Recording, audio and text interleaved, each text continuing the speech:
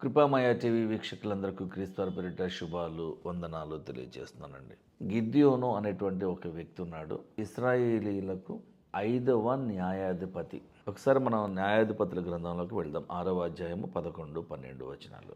యెహోవా దూత వచ్చి అబీయెజ్రీయుడైన యెహోషునకు కలిగిన వఫ్రాలోని మస్తకి వృక్షము కింద కూర్చుండెను.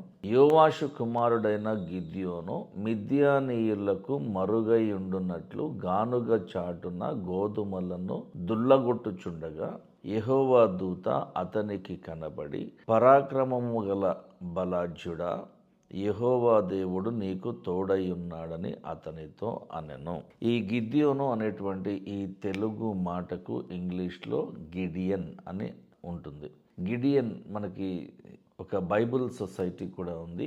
వీలైనన్ని ఎక్కువ బైబిల్స్ని ప్రతి సంవత్సరము ప్రింట్ చేసి డిస్ట్రిబ్యూట్ చేస్తూ ఉంటారు, ఫ్రీగా పంపిణీ చేస్తూ ఉంటారు. Gideon Bible society. ఆ గిడియనే తెలుగులో గిద్యోను.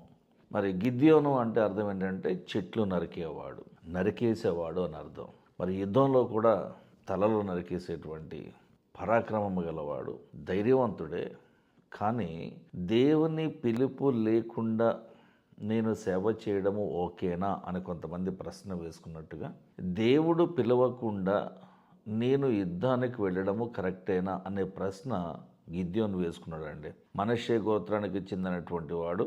ఇశ్రాయేలీల జనాంగము అందరిలో చాలా ప్రసిద్ధి చెందినవాడు ఈ గిద్యోను.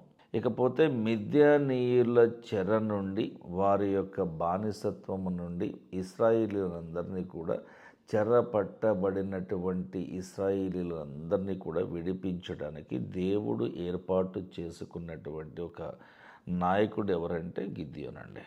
ఇదే న్యాయాధిపతుల గ్రంథము 6వ అధ్యాయము 12వ వచనం నుండి 21వ వచనం వరకు మీరు చదవగలిగితే గిద్యోనుకు దేవునికి మధ్యన జరిగినటువంటి సంభాషణ మీకు ఇక్కడ కనిపిస్తుంది. మరి దేవునితో సంభాషించిన తర్వాత ఏం జరిగింది అనే విషయము మనం రాబోయే సర్మన్లో తెలుసుకుందాం.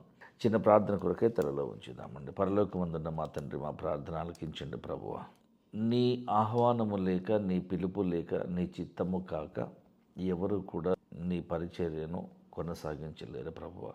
నీ రాజ్య సువార్తను ప్రకటించడానికి కావలసిన అర్హతలు మాకు లేకపోయినా నీవే కొంతమందిని ఏర్పాటు చేసుకుని నీ పరిచర్యను సజావుగా జరిగిస్తూ ఉన్నావు ప్రభువా.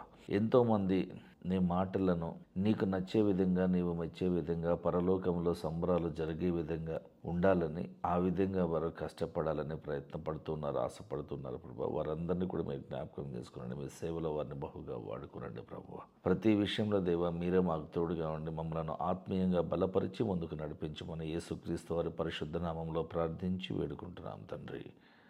ఆమేన్. Thank you.